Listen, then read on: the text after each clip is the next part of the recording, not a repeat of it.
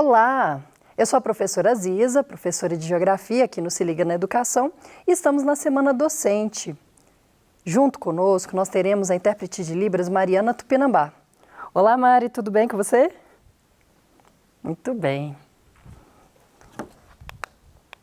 Para esta aula, eu preparei a temática autoconhecimento e docência. Muito além da geografia, né? Mas é uma questão de nós, professores, além de qualquer outro profissional, buscarmos essa prática do autoconhecimento. Nessa aula vamos propor uma reflexão sobre a prática docente. Vamos defender o exercício contínuo do autoconhecimento como meio para o aperfeiçoamento pessoal e profissional e dar enfoque à educação libertadora baseada em Paulo Freire. E para desenvolvermos essa aula, é importante a gente alinhar as ideias, né? O que está por trás do meu entendimento de educação e o que a gente está buscando nessa aula. Que não é o meu entendimento por si só, mas é a visão que a gente vai construir juntos nessa aula. O professor não é um profissional que presta um mero serviço. Estamos falando que existe uma responsabilidade social do professor, que ela é formadora e transformadora. Ou seja, o professor, ele pode até terminar a sua graduação e pensar, eu aprendi isso, eu vou repassar essa informação. Não, a escola é um espaço de transformação de realidades, é um espaço de socialização. Estamos falando principalmente do público jovem, que está em formação. E muito do que acontece na escola, como que esse jovem vai desenvolver as suas relações, vai ser o que esse adulto virá a ser, né? Então é muito importante. Claro que tem a formação da família, mas boa parte do seu tempo esse jovem vai passar na escola. E nós, professores, fazemos parte desse processo, né? A profissão não pode ser entendida como uma missão ou dom, mas um conjunto de competências e habilidades que podem ser desenvolvidas. Algumas pessoas chegam para uma professora, para um professor, não, mas essa pessoa tem o dom da educação. É muito associado como uma missão, né? Algo muito distante, predestinado, do que realmente uma possibilidade de desenvolver. A gente pode superar esse entendimento e entender que existem habilidades, competências, instrumentos que esse professor vai desenvolver ao longo da sua experiência. Algumas pessoas têm facilidade para uma relação interpessoal, alguns professores têm facilidade por ser mais pacientes, ou uma pessoa que aprende uma coisa e consegue transmitir bem em palavras aquilo que ele conhece, fazer conexões com a realidade do aluno e levar a informação. Mas tudo isso que eu falo, uma vez que você tenha a ideia do que é essa habilidade, você pode aperfeiçoar, observar práticas de que você se inspira e tentar formar isso. Além da sua personalidade autêntica, influenciar muito também o que vai ser a sua prática. Você não tentar imitar alguém, é você se entender e a partir disso construir essa figura docente. Para além da educação bancária, a gente propõe em favor de uma educação libertadora, que a gente vai ver no livro Pedagogia da Autonomia, do Paulo Freire. Então a ideia da educação bancária, né, essa charge ela consegue mostrar bem, é o que a escola já foi, é uma máquina em linha de produção de várias pessoas para pensarem da mesma forma, todo mundo caladinho, sentadinho, prestando atenção, copiando o que está no quadro e reproduzindo exatamente aquilo que aprendeu. A prova, ela não traz situação nova, ela não traz um texto diferente, ela pede uma informação e o aluno tem que devolver imediatamente.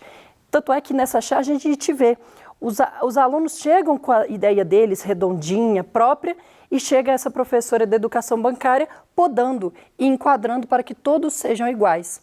Em nível prático de uma sala de aula, uma escola muito numerosa, é muito fácil você tratar todos igualmente, mas não é libertador, você não está dando a possibilidade desse sujeito pensar, desse sujeito questionar, né? E muito subordinado acaba sendo só uma reprodução de conhecimentos.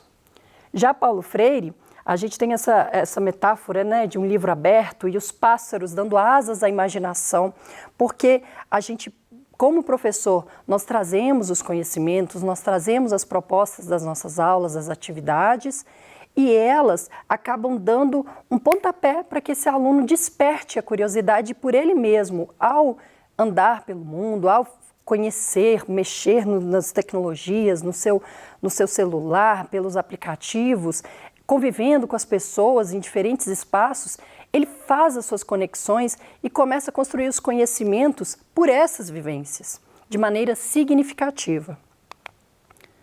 Saber que ensinar não é transferir conhecimento, mas criar as possibilidades para a sua própria produção ou a sua construção, né? Isso que já estamos desenvolvendo. É um professor aberto a indagações, a curiosidade, inibições e perguntas dos estudantes.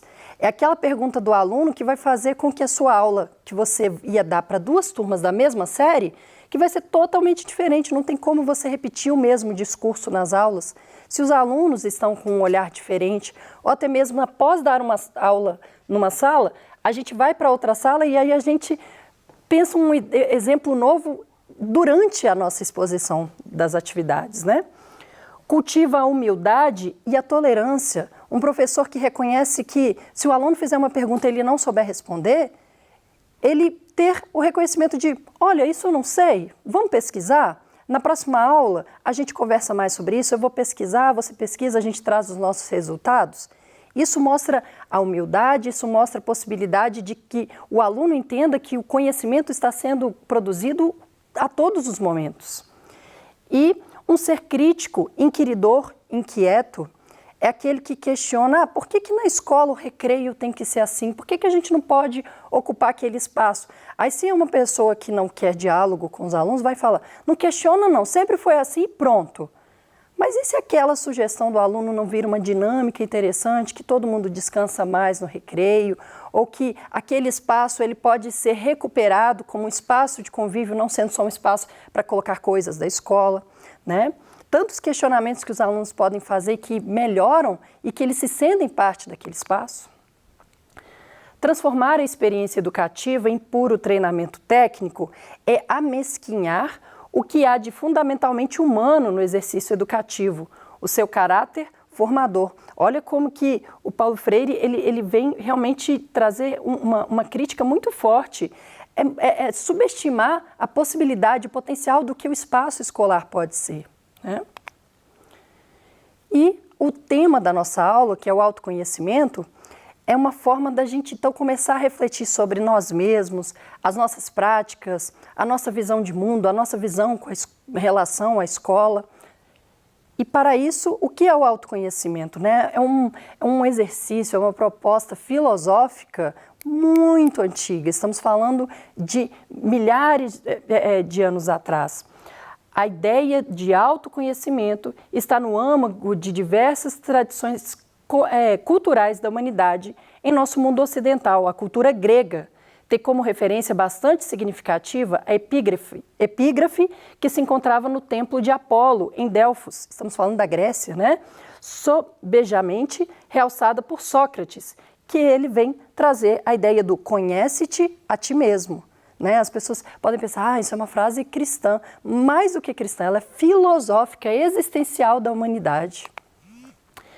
E o verdadeiro conhecimento vem de dentro, onde ecoa a voz da consciência que conduz o ser humano para a busca da sabedoria, voltando para si mesmo.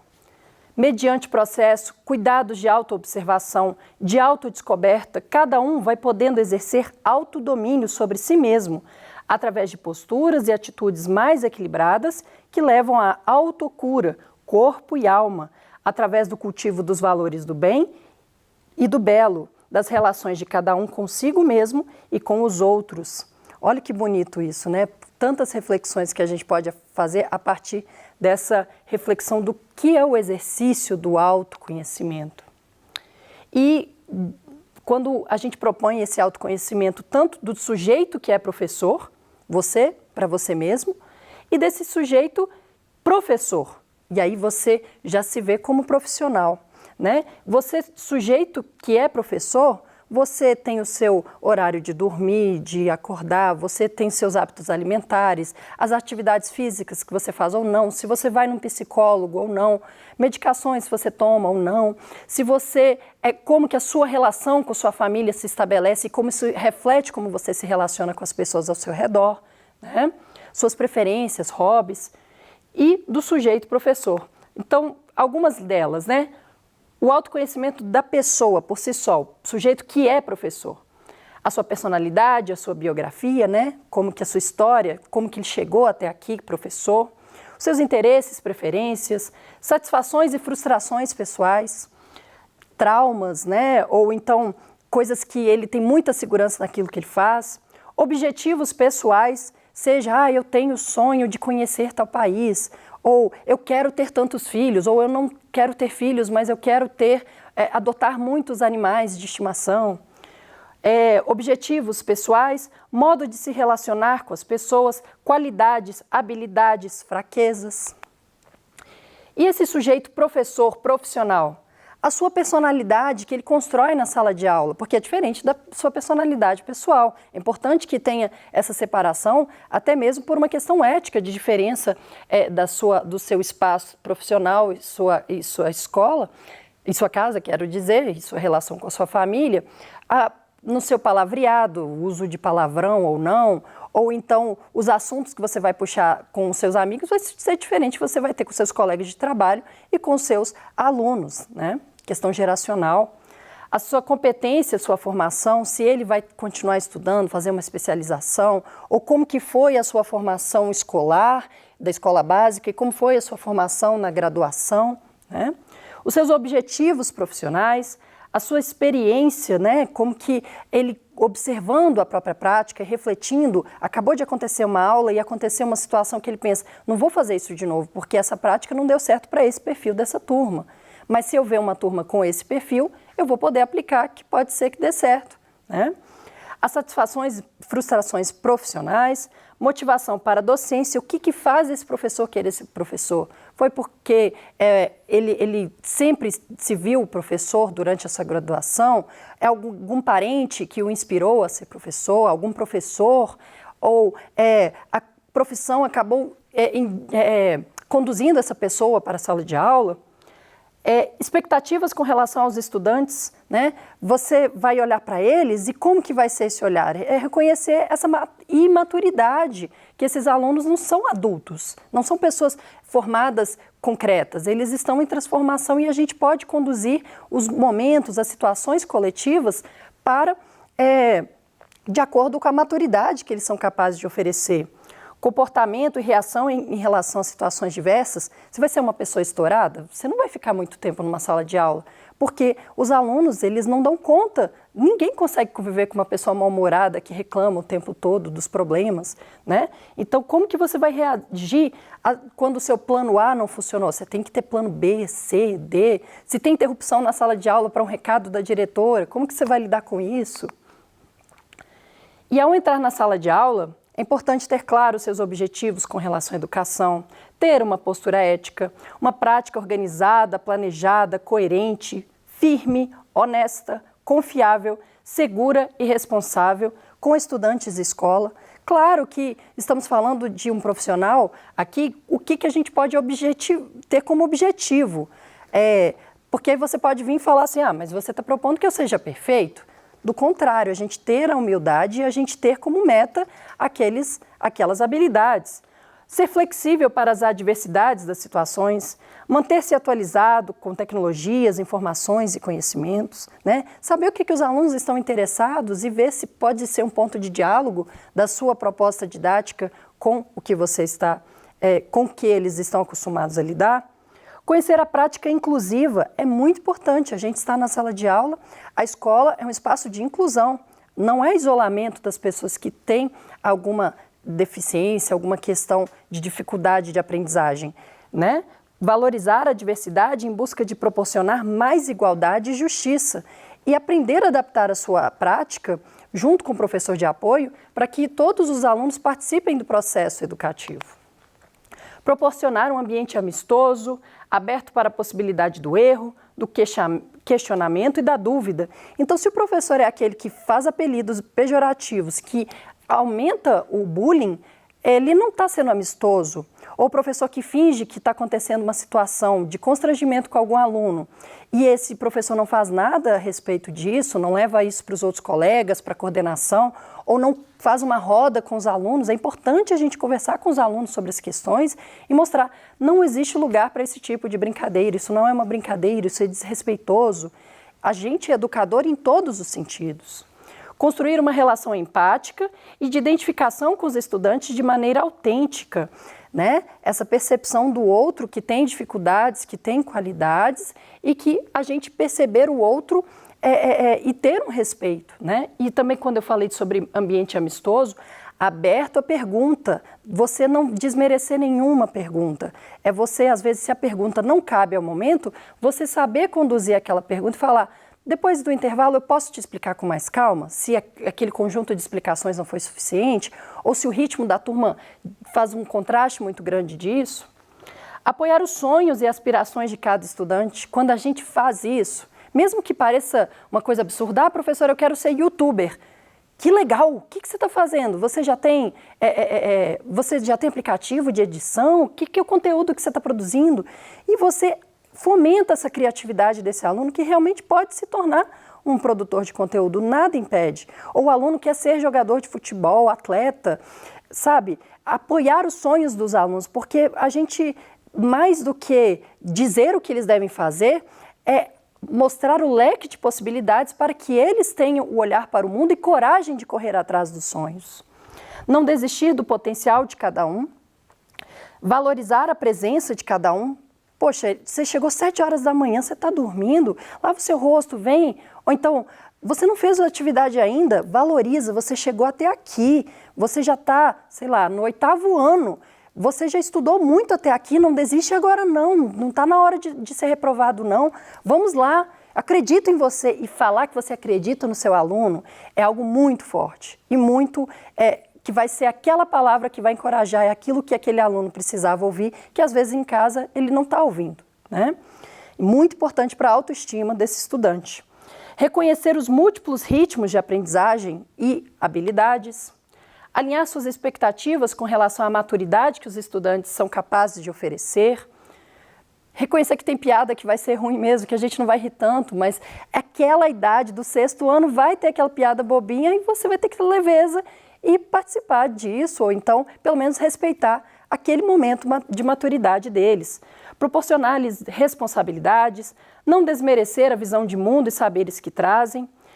Mas, ao mesmo tempo, se tiver muito distorcida, por exemplo, eu como professora ver um aluno terraplanista, eu não vou desmerecer, mas eu vou mostrar para ele, no contexto geográfico, científico, o que é uma terra redonda, um geóide, né? Mediar as ações e decisões da sala de aula com bom senso e de acordo com o perfil e contexto de cada turma. Dar voz às ideias, sugestões e contribuições dos estudantes. Dizer não quando necessário, né? Buscar sair da rotina, despertar a própria curiosidade, quando a gente pega para ter uma ideia, ou então quando a gente, fora da sala de aula, a gente começa a fazer conexões e pensa, gente, será que isso dá para fazer na sala de aula? Quem sabe, né? Buscar práticas criativas, desenvolver o senso crítico dos estudantes, muito importante isso. Buscar ser um bom exemplo, refletir e atualizar a própria prática, sempre fazer essa reflexão da sua própria prática, tentar ser uma pessoa melhor a cada dia, buscando humildade, empatia, paciência e bom convívio, como qualquer outra pessoa ou profissão. E com isso, esse conjunto de pensamentos sobre o autoconhecimento, nós propomos essa reflexão, para que a sua prática não seja apenas uma profissão, um dia a mais no seu dia, mas uma possibilidade de você buscar uma melhor versão de si mesmo. Essas são as nossas referências bibliográficas. E eu agradeço a sua companhia e desejo ótimas práticas. Tchau, tchau!